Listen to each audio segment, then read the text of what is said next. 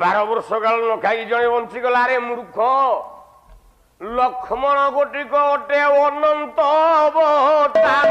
ଭୋଲା ଭୋଲା ଅନନ୍ତ ଅବତାର, ଭୋଲା ଭୋଲା ଅନନ୍ତ ଅବତାର। ଅନନ୍ତ ନାଗ କରଇ ପବନ ଆହାର। ପବନ ଆହାର, ଭୋଲା ପବନ ଆହାର, ଭୋଲା ଭୋଲା ପବନ ଆହାର।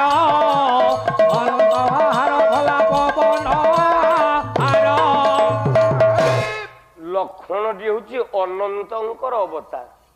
ନାଗ ସାପ, ଗୋଟେ ନାଗ ସାପ ଗାତ ଭିତରେ 5 ବର୍ଷ ରହିଲେ ତାର କିଛି ହବନି। କାହିଁକି ନା ସେ ପବନ ଆହାରି।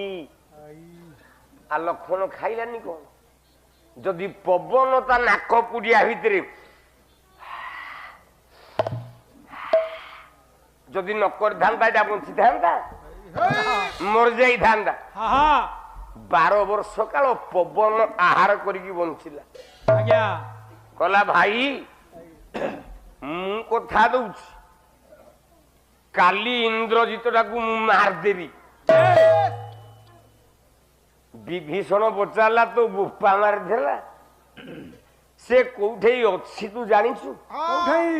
ଆଗ ତା ଆଡ୍ରେସଟା ଖୋଜୁନୁ। ମୋ ବସା ଘର କରେ ସୋନା ଦାସ ବସା ଘର। ଦିହି ପରେ ମୋ ନିଦ ଭାଙ୍ଗିଲା, ମୁଁ ଉଠିଲି, ଯାଇକି ଭିଡ଼ିକି ତା ଲୁଗାପଟା ଘୋଷାରିଲି। କହିଲି ଟଙ୍କା 500 ଦେ, ମୋ ପାଖରେ ନାହିଁ। ଆଉ କହିଲା ମୋ ପାଖରେ ନାହିଁ। ମୁଁ କହିଲି ପେଣ୍ଡାଲକୁ ଯିବାକୁ ଦେବିନି, ଆଗ 500 କାଢେ ତାପରେ ଯିବୁ।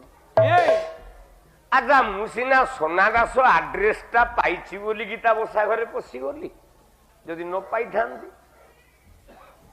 ତାହେଲେ ଆପଣଙ୍କର ଯୋଉ ଇନ୍ଦ୍ରଜିତ ତା ଆଡ୍ରେସଟା କୋଉଠି ଥିଲା? କବି ସମ୍ରାଟ ଉପେନ୍ଦ୍ର ଭଞ୍ଜ, ବହି ହେଲା ବୈଦେହୀ ସବିଳାସ।